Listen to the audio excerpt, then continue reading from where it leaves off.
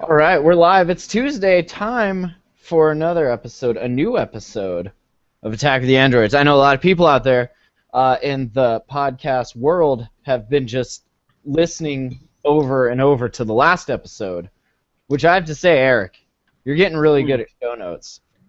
So Thank you, sir. your pictures are awesome, and what that tells me is that you clearly have way more free time than I do. That's what that is. So, great work. No, did you like? I actually there's original art in the last thing. Did you see it? I did. I saw all of the art. Oh I my couldn't God. tell you which one was original, but I like it. How good it was. So, all right. Here's the intro. We need a new intro, but here's this one. Go for it.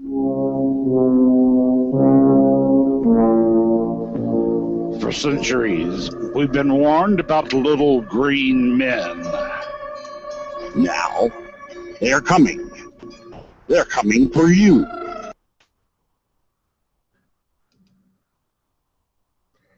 Apples, prepare for the attack of the android. And now, your host and the human leader of the Android Underground, Matt Lee.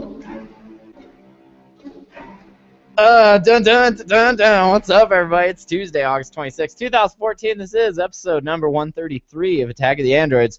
Most weeks, every now and again, Tuesday evenings, always, attackoftheandroids.com/live. That's where you can join us. We even have a new IRC chat room, irc.freenode.net, pound AOTA. Boom. Pound it. AOTA. Boom. I'm Matt Lee. That's Eric Finkenbeiner. He set up this little IRC wonderland of ours. What's up, Eric? Not much. I hope that we can make this a thing, where whenever we refer to the chat room, we say pound. We put our fists. Pound AOTA. Boom. Pound AOTA. Bam it. Just like if you ever, back in the day, you ever, drank Surge, and then those commercials. So after those commercials where they were just yelling Surge, that's how you would ask for one. I don't remember that. I remember Surge. I don't remember Surge. Where they were all like, Sir! You don't remember that? No. Anyway, at some restaurants, they actually served it, so we would always yell and then usually get asked to shut the hell up or leave. Nick Carroll also joining us. What's up, Nick? Hey, glad to be back. I did not know that little bit of trivia about Surge either. I'm glad I tuned in this episode. Google that. Google that, biz. Look it up on YouTube. Surge commercials. People will be running, and you would think they put crack or something in it, because the way they're just no thought to the human life that they're trampling over to get to the top of this hill to get the Surge. It's beautiful. Isn't it basically just a Mountain Dew ripoff, if I remember right, or Probably. Well, if there's Mountain Dew, I guess that's Mountain Don't. Mountain not. What? Mountain Surge. Awesome. All right, let's start things off. You guys posted about a great discussion by the Koosh and Chris Lacey talking about some app monetization stuff. And Eric, hopefully, finally answering the question, when should you pay for an update? Should you pay for an update? That's the question. I don't know if I got to answer it, but it's... we've talked about this a lot. I mean, people nowadays, they bitch about 99 cents for an app. You know what I mean? It's like the value people place on the huge amount of work that developers put into making a lot of these apps. It's not very high. And then, but on the other side of it, there's this expectation that I bought an app once and it will continue to be updated, until the end of time. Every Android update, etc. So Zakush, he sort of there should be a link. There's a link to a Reddit discussion that he jumped in on where he basically laid out every one of his apps that he's published, how much he charged, and then what the support status of it is, to sort of show people, this is how much work it takes, and do you really, why would it be bad if I asked for more money, given how much, how long these things have been out? Yeah, Kush has made several apps, and in this particular Reddit post, he only listed the ones that he actually, which are paid apps, basically. He basically posts like when he actually made those apps, and I can't remember if he put the price in there, but I know that he put like when he did those paid apps. But like one of them has been around for like 4 years or 5 years, and in that time, Windows has gone through 2 versions, and he talks about VMware going through several new versions, like Windows 7 and 8, VMware, whatever versions, and for those new versions, you pay money for Windows 8, for example. You pay money for Windows 7. Right, but are you paying money for the updates for those? Yeah, that's the thing. When exactly should you pay for an update? Should it be incremental or for a full version, and what you get out of those updates? So yeah. Well, I'll be honest. I haven't read any of this stuff. I'm just kind of a mediator here this evening, but perfect. Weigh in on it. But I'm going to give you my opinion anyway. I feel like we shouldn't, if you bought an app once, I'm not buying it. I'm not going to give you money to beta test your app. I'm not going to pay for you to fix things that should have been working properly in the first place. I will, however, on the other hand, if it's not too much and it's not annoying, I will pay for certain added functionality depending on what it is, right? And it depends on the phone version iteration. Yeah. Which version of Android are you on? Are you on Gingerbread still expecting updates? Because then I would buy a new app, right? If I'm going. That's the challenge. One of the few challenges he talks about is with all the new versions of the operating system that come out, things break. Plus, there's all these different versions of phones, and over time, if you're a developer for a paid app, you're obviously expected to support the app and put in updates to match the new changes in the operating system. But the problem is, how long do you keep doing that? And like one of his apps, he's talking about reached a saturation point where it's it's out to however many people that are out there, but it's not getting new people buying it, and he's not getting a lot more money from it, and it's been going on for a few years. At what point should he just stop supporting it and move on to other projects where he can maybe make money, to where they haven't reached that saturation point, and he can make money with those. So. Well, it's like the iOS obsolescence model in a way. Like they will support up to a certain amount, but after a certain version, old, they stop. And same with Microsoft. Same with any kind of technology, I guess, that's evolved past a certain point, right? I mean, old cars have old technology in it. Is it your 8-track still supported? And I get it's not software, obviously, but yeah. That idea, like how long can you hold on to something old just because it's software and it's this ephemeral thing of sorts, like doesn't mean that somebody didn't take a lot of time to build it. It's still just like building a chair or a car or something. He does talk about, like people will pay a lot of money for a quote-unquote hardware update, i.e. buying a new phone, but they're not so inclined to buy a new version of an app, at least on these new mobile operating systems. And it doesn't hurt, like Google or Apple, for example, if the applications on their stores are sold, for pretty cheap, because they do get a part of it.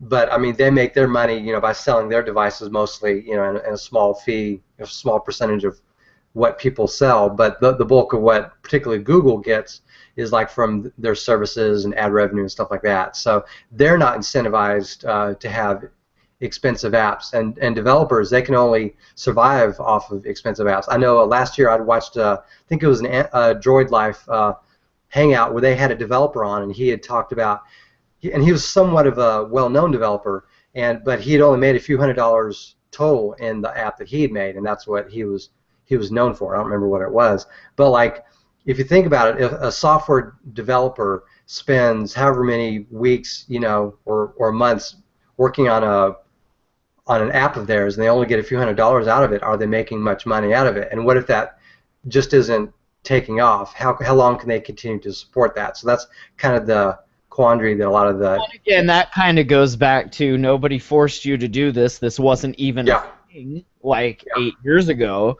I mean, it's the same with podcasts, right? Like, do you do it because you're enjoying it, or are you trying to make money? If you're trying to make money, at what point do you say, all right, I'm done Yeah, putting or build, time and effort into something that's not giving me a return. yeah, or build skills, or gain fame or notoriety, stuff like that. The money can be a side incentive. So, and that's really all part of the survival of the fittest thing too. Some apps will sell well, and the people making those apps will make money. A lot of developers won't make money. So it's a matter of making your app good enough and popular enough, to where it takes off and you can sustain a living. And do you have people sideloading it for free, and Yeah. then kind of cutting out? And granted, that's probably a small part, but then Yeah. do you, as a developer, actively code in malware to the sideloaded versions so that you can be like, aha, there's a whole, it's a whole thing. Yeah, I think one of the major points of the posts that he made, both on Reddit as well as his Google Plus points, is there's a lot of challenges for developers, particularly if if you're an Android developer, how are you gonna make money? That's really the big challenge. Job. Yeah. Well, and there's no good mechanisms either for like if the app that he was talking about that reached market saturation is ROM Manager. But if you have something like that, and let's say that there's some magical, awesome new feature that he wants to build into ROM Manager, but he would like to charge for it, there's no mechanism within Google Play, or I think he may have said iOS, I'm not sure, that allows a developer to say, oh, you bought the app initially, I will give you the upgrade at a discount. You know what I mean? And so isn't that in essence what in-app purchases should be used for, and not teasing you along in the whole game land, but for like this kind of stuff? You would probably have to make that work. The That would be the challenge. right? Just unlock this stuff in the app if you want it. If you're not going to use it, then who cares? Well, and yet I think you have to be careful too, because for something like ROM Manager, I think I totally got my money's worth out of it. Like, but people don't want to feel like they're being nickeled and dimed. Right. So there's definitely a balance here. I mean, these people like Koosh and Chris Lacey, I mean, I want them to make a living because they make awesome products. What is at the same time? What's Chris Lacey's app? I'm not familiar with. He did Tweet Lanes, which I really like. That's the one that I've used, which is a Twitter client, which is really nice, simple. He's done a couple others. I forget the names right now, but he's one of those developers that when he implements things, sort of like Koosh, like he'll think of a new way to do something and he'll implement it, and it's something you haven't seen before. It's like something Bubbles, or I'll look it up, but bottom line is that I think these guys make a good point, but there's a definite balance that has to be reached there. And comparing these updates, paid updates, to something like VMware is probably not a fair comparison, because the Windows and everything like that, those get updated at a much slower pace than Android does. Yeah, but plus those are the equivalent of AAA titles, essentially. The $60 video game you buy for, if it's a AAA title, that's generally what that goes for. When you buy like a little app that gives you a weather widget, that's something you necessarily pay $60 for. So yeah. Yeah. Oh, here Nick threw a link in the group chat to Chris Lacey. So he's done Action Launcher. Tap Path is what I was thinking of, which was sort of a like a weird thing that I hadn't seen before. So I don't know. I think he's a good developer. I remember Link Bubble. I think we talked about it in one of our previous shows. Yeah. So sum it up before we move on. Like, what was the takeaway from all that? I think the takeaway was there's a lot of challenges as a app developer on Android in particular, but I mean, how are you going to make money? Can you do it by updates through a subscription model, or what other ways can they do? And Google isn't terribly incentivized to improve this process, it seems, because that's not the core of how they make their money. So. Well, and how quick does a creative well run dry if you're constantly having to come up with the next new thing and then spend time coding that while you're trying to maintain previous ones? Yeah. That would make you want to just run away. One of the things Koosh said is he hired someone just to go through all the emails he goes through, because he gets thousands of emails a day. So he literally has someone. Most of them are from ROM Manager and people being like, this bricked my phone, help. Yeah, maybe so. That could be like a business model in and of itself right there, is walking people through that. Not that anyone would pay for it, but you know. Nope. So speaking of Kush encoding greatness, he released ADB for Chromebook. That's pretty cool. Oh yeah, this is one of the big things that I dislike about Chrome is that they're just Chromebooks is that there are certain things you can't do. You couldn't mess with your phone. You still can't do, at least for me, you can't do real podcasting on it because you can't use USB mics.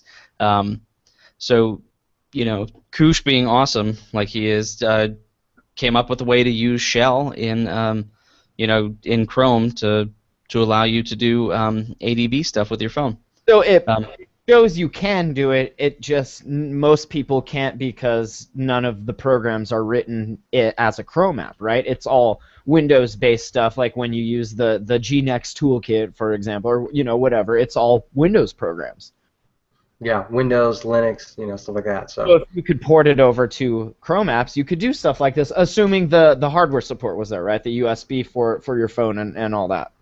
And he says it only supports the Nexus 5 right now. But yeah, he's going to work towards a lot of other devices too. He's building a list right now, from what I understand. Yeah, he just basically he's working off a whitelist currently, so he's only whitelisted the Nexus 5. But it seemed like it was looking at one of these updates that it's something that he's gonna turn on. Let's see here. So, that's weird. So it's a little contradictory because he says that he'll whitelist other devices and do a release on the Chrome Store, but then when he did the release on the Chrome Store, he still said it's only for Nexus 5. So that kind of sucks. Yeah, I guess. Yeah. I have high hopes. Yeah. So there's probably like some specific things that are different from the Android from one store than the other that he has to deal with. I don't know.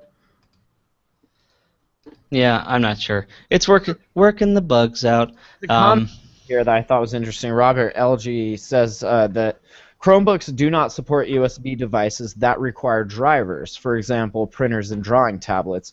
He says USB CD DVD drives connected to Chromebooks function as read-only devices, meaning they read data from a disk but cannot write, obviously. Chromebook computers can read data DVDs but cannot play DVD movies. He says the following USB devices should work in most cases: your keyboards, mice, headphones, and audio devices, which may be your mic. That doesn't need a driver, I don't know. Webcams, USB to Ethernet adapters, USB drives and external storage, and USB hubs. Yeah, There's some support there, but pretty minimal.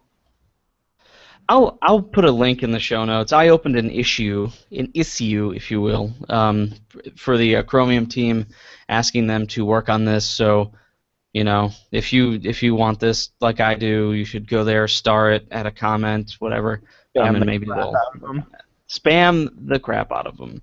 That's right. We want this to happen. For all of the different phones you have.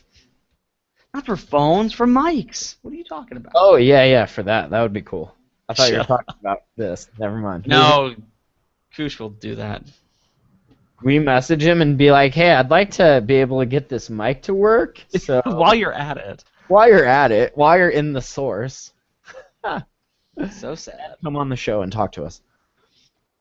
Let's see. Oh, the Moto X Plus 1. Exciting news coming to Verizon with a little bloatware. Just a little bit. Ooh. I forgot about how much bloatware the Moto X actually had on it until I got my new one in the mail, and the GPS actually works, which is cool. But yeah, there's a lot of junk on there. All Verizon Navigator. Like, yeah, nice try. But yeah, what is Verizon Messages? Is this them trying to get more up in your life? It's probably just free, or well, I would probably say not free, but probably just SMS. I'm not on Verizon, so I don't really know what it is, but yeah. Yeah, Matt, you're the only sucker on Verizon. Hey, Verizon's good here as far as speeds. Yeah. So explain this story. Why do you have a new Moto X? Well, see, Eric, my old one I got, starting to show its age a little bit, right? It doesn't know which way north is when you point it or you hold it. The rotator Neither do I. constantly spinning, which means when you're trying to do photosphere or something that needs to know which way you're pointing, it has no idea.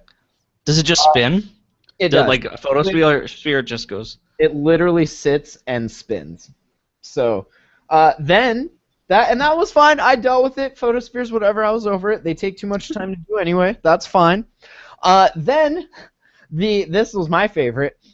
I could only talk on it if I had it on speakerphone. Otherwise, I could not hear the other person. So I'm in a room, and there's some children there, and my brother calls, and he's like, "Hey, what are you doing?" And he's on speakerphone, and there's, my roommate's daughter right there, and I'm like, "Oh, just sitting here at the house, and whatever, his daughter's here." Mark, my brother, on the phone, he says, "You tell those effing kids to go home." And I'm like, and the girl looks up, and she's like, "My brother was just kidding, honey." So anyway, that was the next thing, and I was like, all right, it's kind of hard to talk on the phone when it's always on speakerphone. That's just annoying. Not that I talk on it a bunch anyway, but whatever. The last thing is that sometimes when you plugged it in, it would not charge until you reboot the phone, and then it would charge. So I was like, all right, 3 things, that's enough. Those are features, Matt. Those are. I understand that. But, it's time to get a brand new one. So I called up trusty Verizon. I get this nice southern lady, and I give her this big old sob story, and I'm like, "Oh, I don't have another phone to call you back from because I'm a truck driver and I'm out on the road and I won't be home till this date, and then I'm leaving again, and I was really hoping to get this taken care of." Really nice lady, and she's like, "Well, I'll put down." She's like, did you call before and everything? I was like, "Yeah, I called before and went through all the steps and this and that." And she's like, "I don't see that here anywhere." I'm like, "Well, that's weird. I did." So she You lied to that poor I woman. totally lied. And so she's like, "All right, well, I'm gonna get you over to the tech support people, and they're gonna need to go through some steps, and they're gonna ask you to call them back on another phone, because you're gonna have to reboot your phone, you're gonna have to wipe it, you're gonna have to, factory reset this and that." So she transfers me over to Javier, we'll say, and I'm like, Javier, I'm not going to waste your time. I know you don't want to waste my time. I used to work in this industry. I know what you're going to tell me to do, and I'm going to tell you right now I've already done them. Here's what my GPS sensor hardware readout is telling me, and that points to one thing and one thing only: hardware failure. And you know what he says to me? He says, "I wish all of my customers were that good. I'm going to get you a phone sent out right away, and I'm going to give you free overnight shipping." Boom. Done. Brand new Moto X.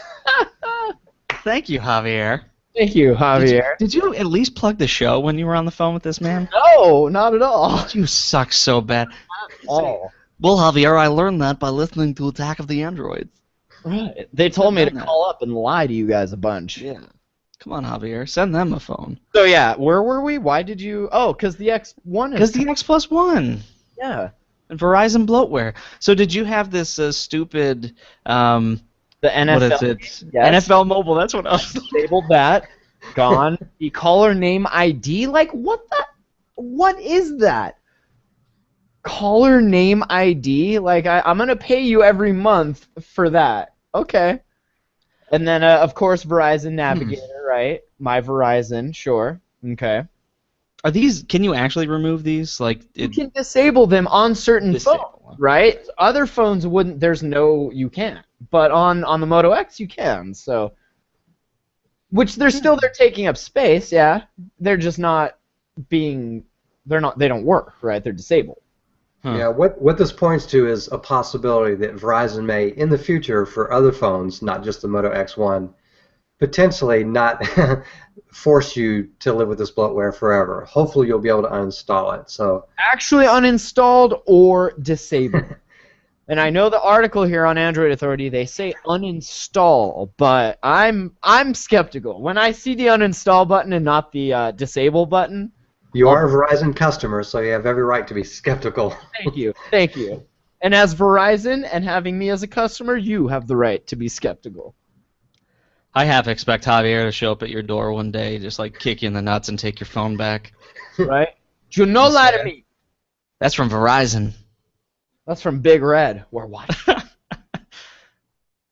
our eyes on you. We listen to Attack of the Androids. There's a reason all of their commercials are like spy movies, right? Because all of their employees are basically spies for the NSA. Yeah. Well, speaking of Big Red, Ooh. China and their number one smartphone manufacturer is going to be apparently having a partnership with AotA. I'm sure Eric would be pleased to hear that. Oh yeah, I'm over the moon about it. Yeah. Ooh, yeah. You've been getting some high scores there, bud. You've been doing some massive multiplayer online games. I love let's do a dust playing, check. Yeah, I love playing with this AotA. You've been holding down a lot of papers with it? A lot of white papers? You guys are both knocking the dust off the Ouya's. I love it. You got to keep it clean, right? I mean, you may use it one day, so. That's right. That's right. Don't want to get the dust in there, cause a fire. I used it pretty heavily for the first couple months, but I just wasn't really into, buying games because I'm an Android user. But yeah, I heard that. I started playing Dead Trigger 2 again on my work tablet. It's awesome. Do you think that this is gonna I feel like what they're going for is how China made it legal to have gaming systems. So you have Microsoft, Sony, Nintendo. They're all looking at coming into this market, and then you have somebody like Ouya who says, "Oh well, let's just partner up with Xiaomi, who wants to be like the Apple of China." Yeah. I don't like. Do you actually expect this to be successful? I kind of don't. Not even in China. I don't expect this. Did you say they're not allowed to have console gaming in China? They couldn't before. That's what I'm gonna go out on a limb here, and I'm gonna say that I kind of agree with that. My roommate just got a PS4, right? Okay. All they have been doing is playing Mad Dogs. Granted, that's the only game they have, but like, I go to bed. The hell is Mad Dogs? Like this hacking Grand Theft Auto game. It's Watch Dogs. Watch Dogs. Watch Dogs. What did I say? Mad Men? Mad Dogs? Red Dog? I love that show. Yeah. Mad Dog 2020? It's a game about shitty wine. No, but they've all, like, I go to bed and they're playing it, and I wake up to go to work, and they're, like, still playing it. Playing it.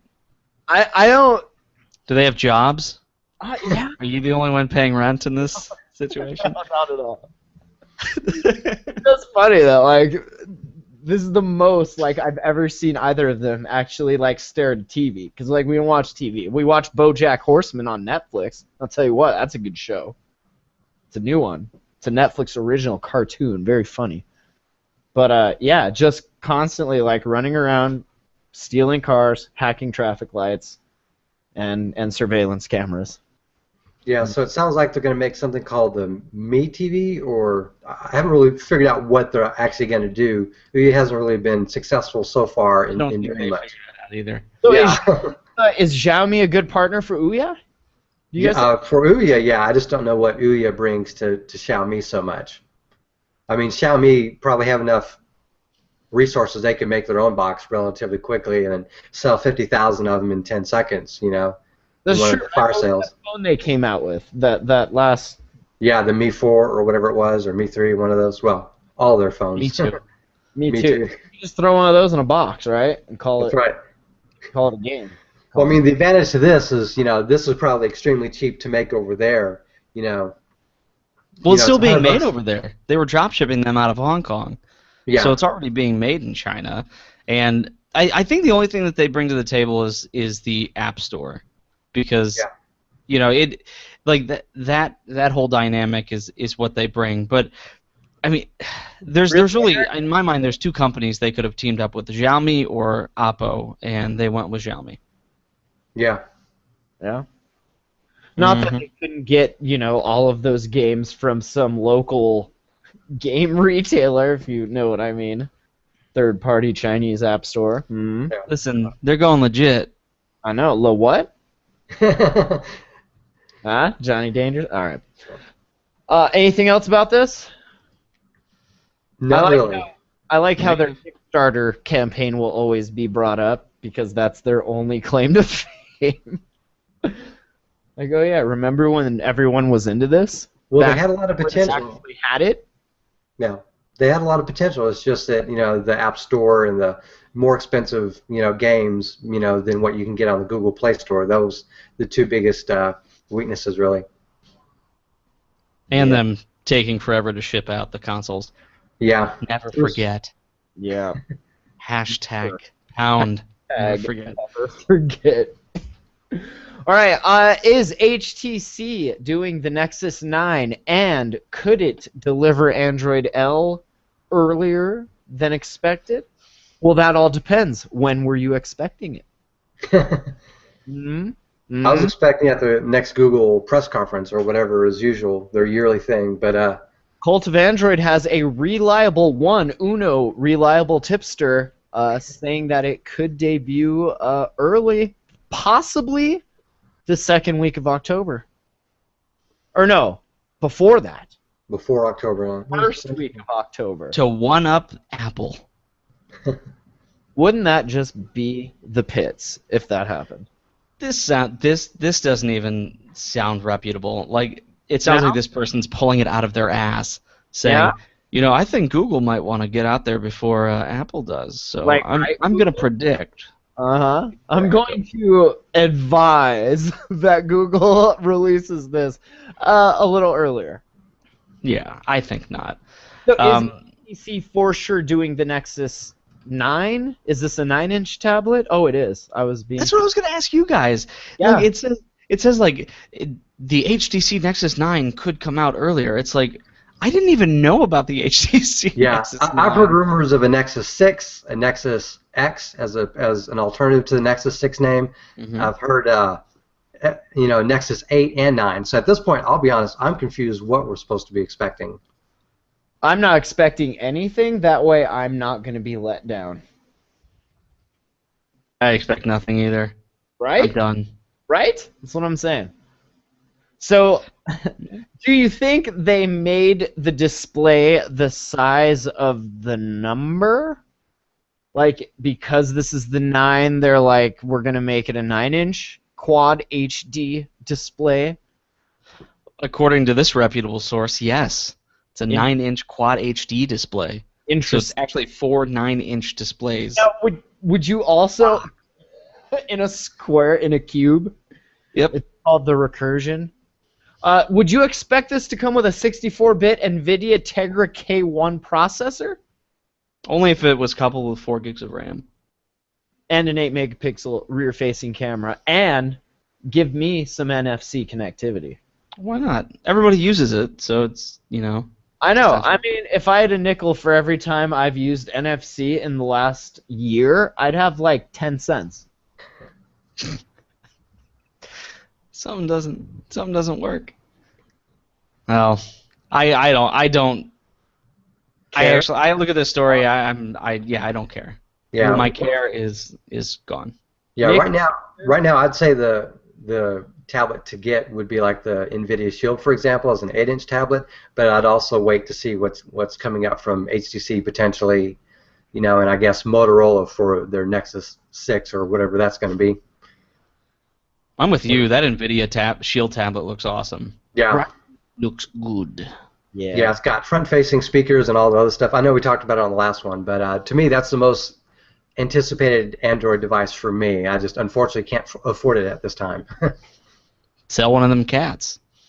Yeah. Damn it. Continuous rumors that have no grounding in reality whatsoever. A Nexus 6, possibly? Is this going to be a 6-inch device? By Motorola or Lenovo? I've heard that it could have a 5.9-inch screen. I've also heard that it could have a No. That's not 6, bruh. Yeah. Call that Nexus 5.9 then. That's right. Well, I actually thought they were going to make a Nexus 5.5, to be honest. And come out with the Nexus 5-inch screen. Because you think about it, Android version 5, Nexus 5.5, we thought they were going to do that last year with the Nexus 5 and Android 5, and they didn't. They came out with Nexus 5 coming with Android 4.4. Yeah. So I really thought they were going to do that, do a Nexus 5.5 with Android version 5.5 and so on and so forth. But it looks like it's more likely. Whoa. Yeah. Whoa. Whoa. Yeah, May 5th would have been crazy. But yeah, Hmm? yeah. In 2005, oh no, but yeah, that would have been something. But yeah, it looks like it's more likely going to have like a 5.2-inch screen, maybe a Quad HD screen. We'll see how that goes. But yeah, it looks like they're not going to go for the Nexus 6 name because of the Philip K. Dick novel. Something about sheep and dreaming androids, things like that. But Was there a Did you Nexus guys? in there? say that again. Was there a Nexus 6 in there? Yeah, that was the name of the replicants. Yeah. That's your But, Bruce Willis. That whole thing. Yeah. So, but it looks like they're not going to do that, and they're going to go with the Nexus X as a name, since I guess maybe it's going to be based off the Moto X Plus One or X1 or whatever they're going to call that thing. So, People Nexus should S sounds stupid. go back to school and learn how to name things. do you even name, bro? Yeah. Your naming scheme, all of your naming schemes are freaking terrible. Cars too. You name cars some stupid things. Probe, Ford Probe. Yeah. The Probe? Really? Okay. Yeah, just open it up wide. But like really, like the KXCF. Why don't they just call it the Electric Sheep? We should. That would be a better name. The Remember Nexus. that screensaver back in the day? Yeah. Nick does. Yeah, that thing was Which cool. one? Electric Sheep? No, I don't. Really? Wasn't that what it was called? I feel like it was. I don't know if that's what it's called, but I know Max had the flying toaster. The extra process, yeah, it would go into creating these equations that would render these amazing, like, if you were a robot and you dreamed, that's what you would dream about. I think I know. Whoa. Electric- Okay, yeah, I know what you're Is talking that what it about. was called? It's what those things came up when I Google image searched it. Like Okay. all the different shapes and stuff. Yeah. It's like just cool. Okay, yeah. But it's like they animate and stuff on the screensaver. It's pretty cool. Oh, Moving, those were the days. moving forward, what do you guys want to talk about next? I don't know. Let's see here. There may It's be at least 18,796 distinct Android devices out there. Out of those, 20% are KitKat based. Yeah, that's the defragmentation. Now, are these like all the different custom ROMs that are all these different like kernel, or how are they counting this? Are we talking? Well, I mean, you can have a phone that has different versions of the phone based on which carrier, or if it's rebranded or renamed for different MVNOs. And Android's been around for 5-ish years now with all these things. Not talking like there's. Well, it's the mix of Android variant with hardware variant, all the different possible iterations. But yeah, and it probably includes different ROMs. But I mean, that's really not so much of a problem. It's really more of a perception problem than anything. I mean, you don't talk about, there's 18 million different versions of Windows, because there's 18 million different versions of PCs out there. It's really not a big deal. It's just an operating system. Right. Yeah. And they're counting from they did a survey of the last 682,000 devices that installed its app. This is OpenSignal. They determined there are 18,796 distinct Android devices out there, which is up from 11,868 last year. So. Well, what's crazy is that they in the article it states that Samsung represents all of them. 43. Yes, every one of them. No, that they represent 43% of that number, and that means that's over 8,000 distinct devices. One company. Yeah. All named after condoms, right? Yeah, and their S3 is the most widely sold variant, it looks like, according to this little picture that's on there. That's interesting. I like the two pie chart comparisons. There's iOS, and then there's the Android one. iOS has like maybe 3 colors of blue, and then the Android one's just nice. It's horrifying that there's still phones out there in the wild running Froyo. Yeah. Absolutely horrifying. What are they doing besides sending malware to people? That's all it is. It's That's what they're there for. I mean, someone has to do it, botnets. right? Somebody's mom has one. She probably doesn't even use it anymore, but you know, you're An still Android paying. Started this show. It was Gingerbread, right? Like Gingerbread was the latest thing when we started this show. Was Like- that before Froyo? No, Froyo was. Froyo than Gingerbread, but yeah, Gingerbread was kind of like the XP of Android, really. Gingerbread And- was the shit. Froyo was the Millennium Edition, apparently. Yeah. Yes, sadly so. I just hated saying Froyo. Like that's just like who says that? Because you're not saying it right. You have to do it with flair. Well, you might hate Froyo. YOLO. Well, That works. you might hate the next code name even more. Apparently, it's going to be called Lemon Meringue Pie. Wait, what? Lemon meringue pie? I like Yeah. them Limp. actually. That's all right. I don't think it's going to be called lemon meringue pie. It'd be just What- like ice cream sandwich, a mouthful. What was the code name for Kit Kat before we found out it was Kit Kat? Like Key lime pie. Key lime lime pie, pie. yeah. so, and that was like what this article is pointing to is Yeah.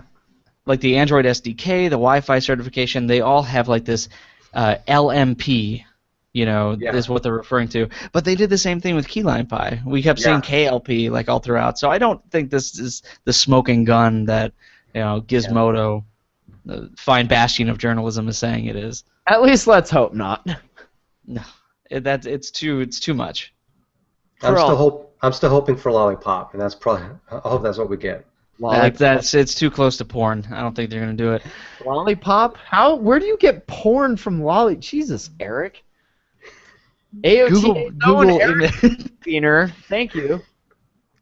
I think it's gonna be licorice. Personally. Why don't you just call it Android 6.6.6 Sex and Candy?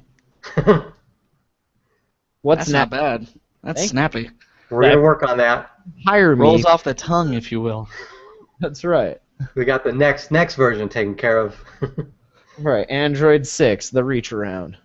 Alright, let's see. Oh, the Fire. Let's poke a little fun at this real quick.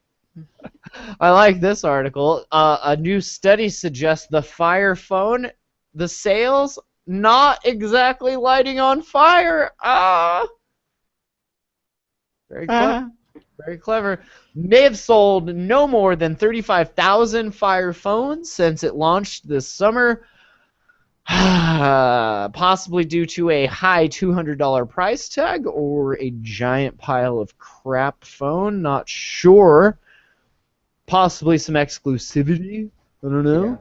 Yeah, the big issue with that is it's essentially a mid-range, slightly mid-range phone, a little bit higher than mid-range, and it's being sold for a high-end price, $200 on contract, and really only with one carrier, or like $600 plus if you're going to buy it just outright, which I'm not sure too many people would do. But I mean, you're limited to really just the the Amazon App Store, so.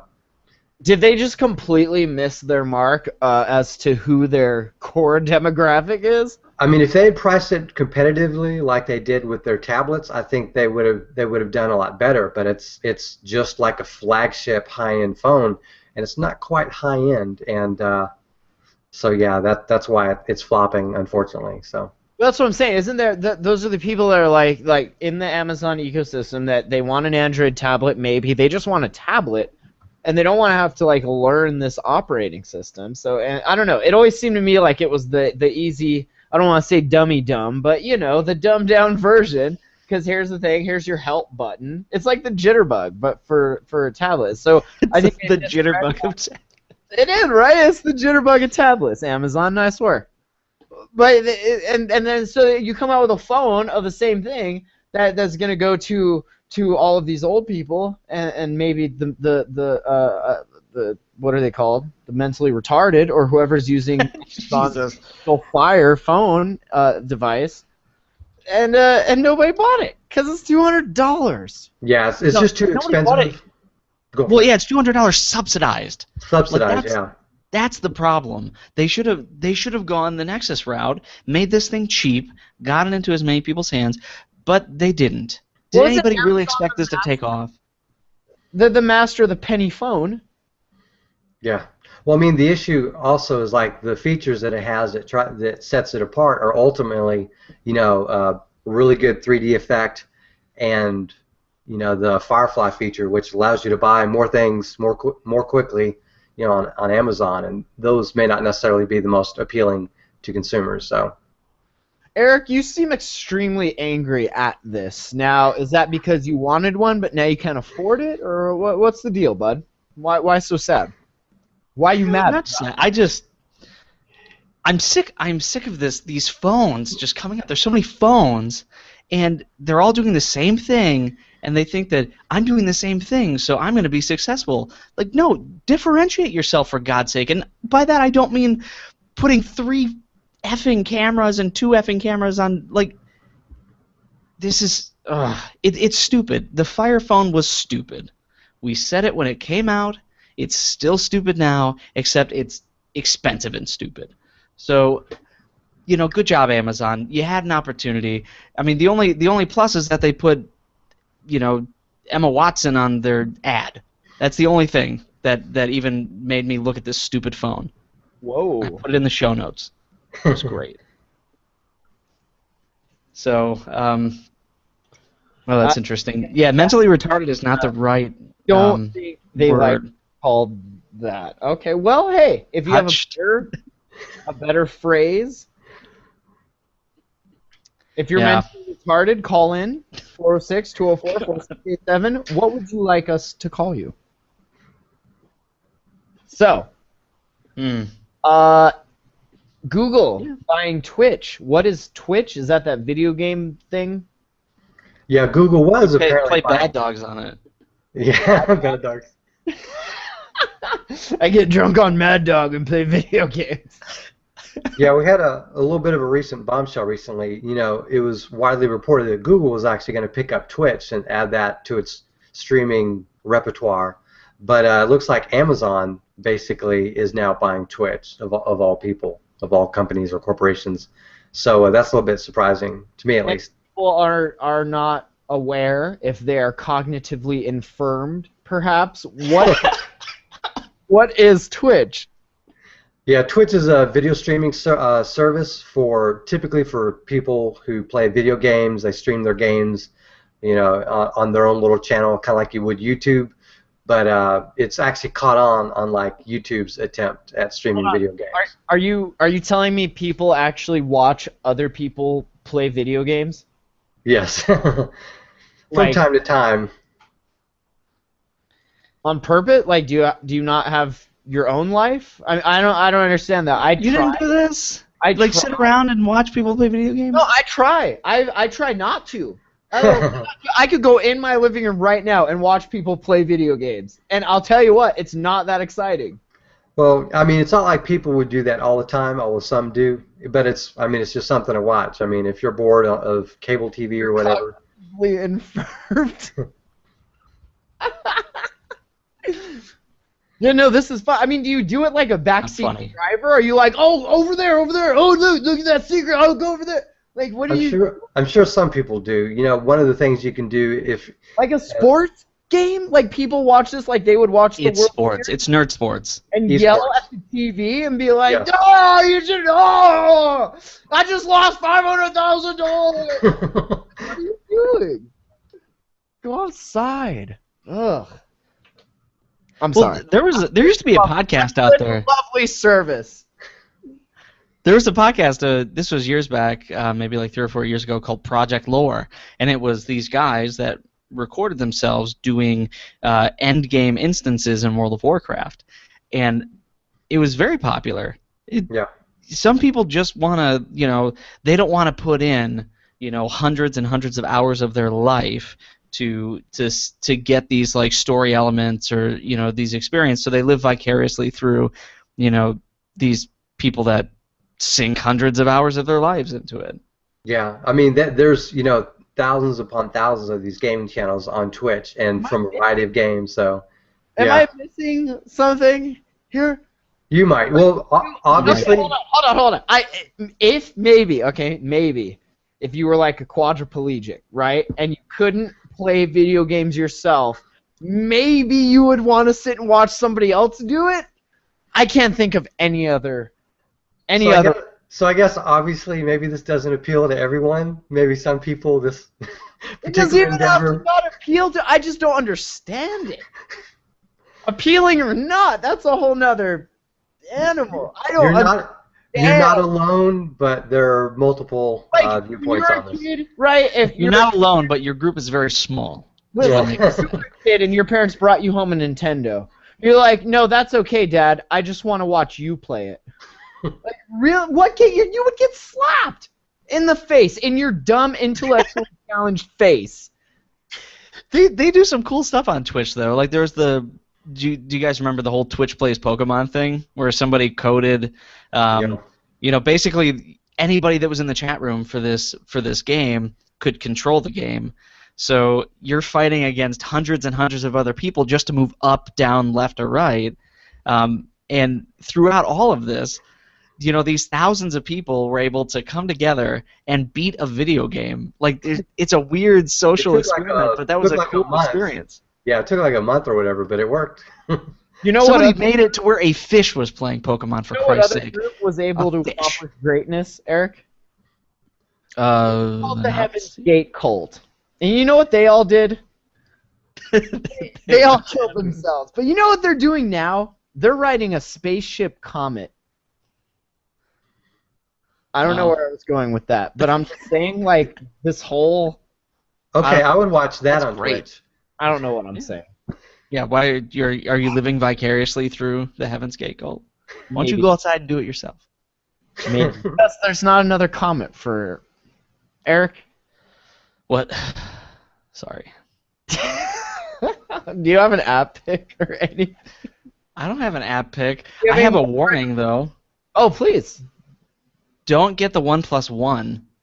Because it'll explode in your pants. Oh, whoa. Does this have to do with their girl selfie thing? Not that kind of exploding in your pants.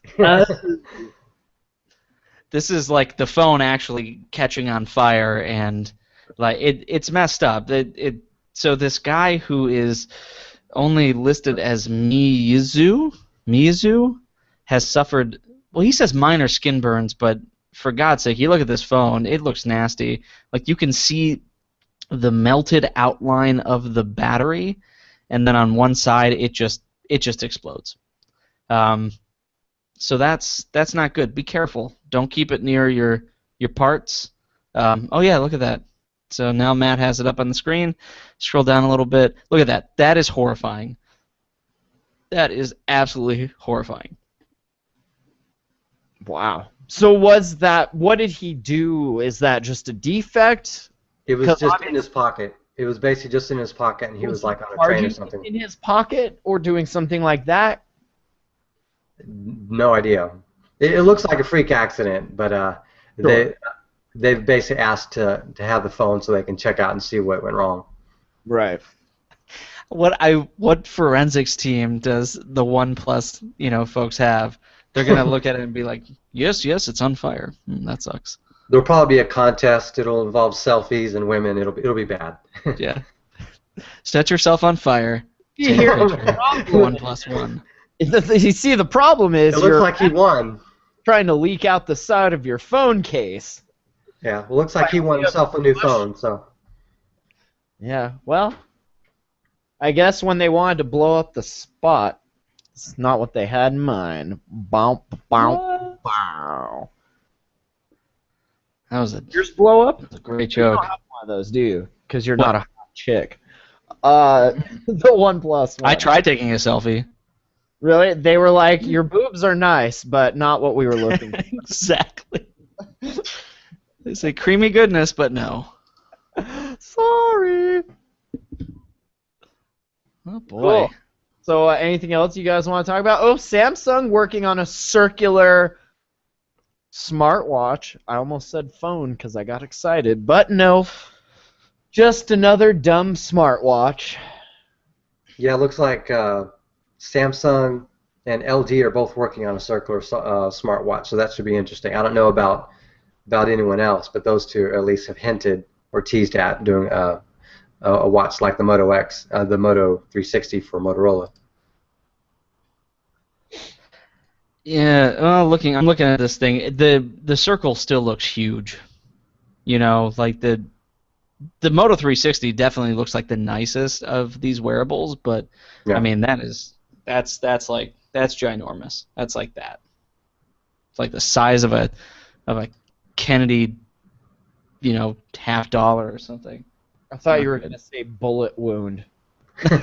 Totally went the other way with that. This Glad, show is unlistenable. Like glad we are gonna get hate mail. If anybody's listening, no, I we're should say, not. we're gonna get hate mail. This is what people come here to listen to.